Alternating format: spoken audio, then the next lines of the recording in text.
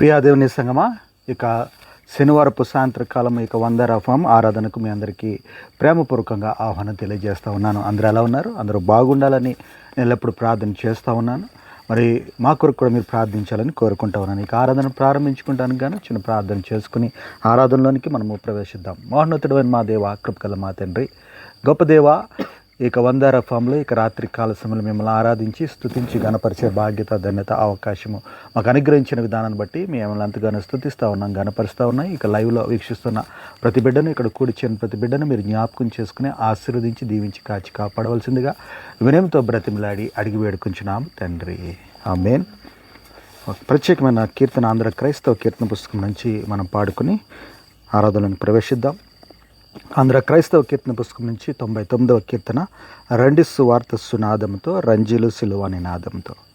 రండి సువార్త సునాదముతో, రాంజీలు సిలువ నినాదముతో, తంబుర సితార నాదముతో, ప్రభు యేసు దయానిధి సన్నిధికి, యేసే మానవ జాతి వికాసం, యేసే మానవ నీతి విలాసం, యేసే పతిత పావన నామం, బాసుర క్రైస్తవ శుభనామం. రండి సువార్త సునాదముతో, రాంజీలు సిలువ నినాదముతో, తంబుర సితార నాదముతో, ప్రభు యేసు దయానిధి సన్నిధికి. తండ్రి యొక్కయు, కుమారునికయు, పరిశుద్ధాత్మ యొక్కయు నామమున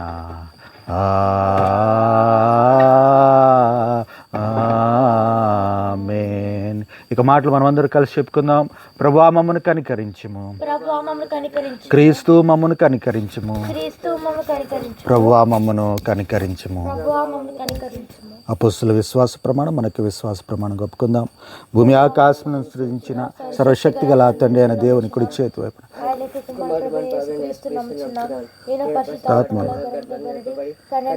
పుట్టి పొంతి పిలాతు అధికారం క్రింద శ్రమపడి సిలువేయబడి చనిపోయి సమాధి చేయబడననియు, అదృశ్య లోకంలోనికి దిగిననియు, చనిపోయిన వారిలో నుండి మూడో దినమున లేచి పరలోకమునికి ఎక్కి సర్వశక్తి గల తండ్రి అయిన దేవుని కుడి చేతి వైపున కూర్చుండి ఉన్నాడనియు, సజీవులకును మృతులకును తీర్పు చేయుటకు అక్కడ నుండి వచ్చిన పరిశుద్ధాత్మ నమ్ముచున్న పరిశుద్ధ క్రైస్తవ సంఘమును, పరిశుద్ధుల సహవాసమును, పాప క్షమాపణ, శరీర పునరుద్ధానము, నిత్య జీవమునున్నవని నమ్ముచున్నాను.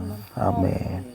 ప్రియ దేవుని సంగమా, అందరూ కూర్చుందాము. ఇక దినానికి ఏర్పాటు చేయబడిన వాక్య భాగంగా మనము ఆది కాండంలో మరి అబ్రహాం గారి దగ్గర నుంచి మనం చూసుకున్నట్లయితే అబ్రహాం గారు, యాసావు గారు, యాకోబు గారు, వీళ్ళందరినీ మనము చూసినట్లయితే వారి యొక్క జీవితాలు ఎంతగానో దేవుడు ఆశీర్వదించి ఉన్నాడు.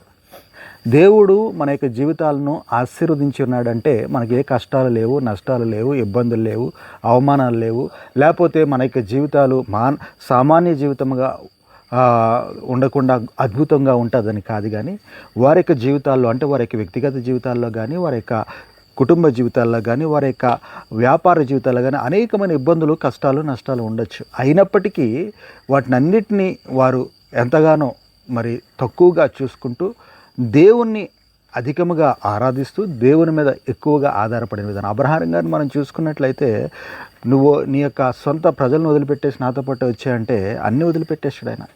అన్నీ వదిలిపెట్టేసి ఆయన మీద నమ్మకంతో వచ్చేసి ఉన్నాడు. ఈ యాకోబు గారిని మనం చూసినట్లయితే ఆయన కూడా మనము మరి దేవుని మీద ఆధారపడిన విధానం మనం చూస్తూ ఉన్నాం. ఈ మాటలు నేను ఎందుకు చెప్తున్నానంటే, ఒక వ్యక్తి యొక్క జీవితము ఎంతగానో ఆహ్లాదకరంగా, సంతోషకరంగా, అభివృద్ధికరంగా ఉన్నదంటే వారి జీవితాల్లో ఇబ్బందులు లేవు, కష్టాలు లేవు, నష్టాలు లేవు, అవమానాలు లేవని కాదు.